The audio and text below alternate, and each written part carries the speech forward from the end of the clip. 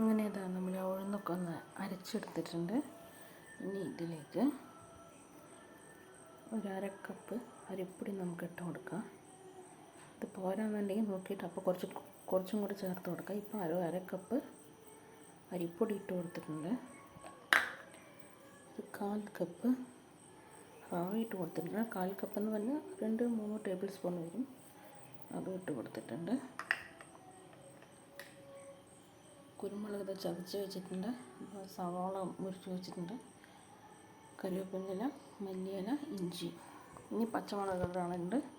ഇനി ഇതിലേക്ക് കുറച്ച് ആവശ്യത്തിന് ഉപ്പിട്ട് കൊടുക്കാം. ഉപ്പിട്ട് കൊടുത്തിട്ട് നന്നായിട്ട് മിക്സ് ചെയ്യുക.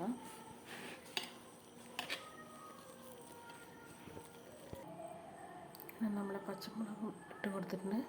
ഇനി ബാക്കിയുള്ള ചേരുവയെല്ലാം ചേർത്ത് ഒന്ന് കുഴച്ചെടുക്കാം. സവാള ഇട്ട് കൊടുത്തു.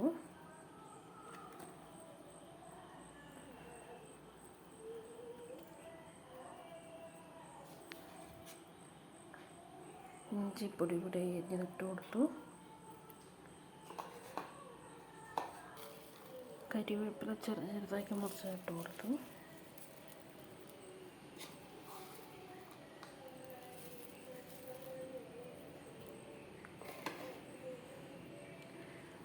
മല്ലിയില കുറച്ചിട്ട് കൊടുത്തു.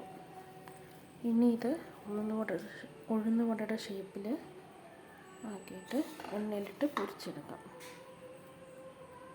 അപ്പോൾ നമ്മുടെ ഇന്ന് കുട്ടികൾക്ക് കൊണ്ടുപോകാനുള്ള സ്നാക്സ് റെഡിയാണ്.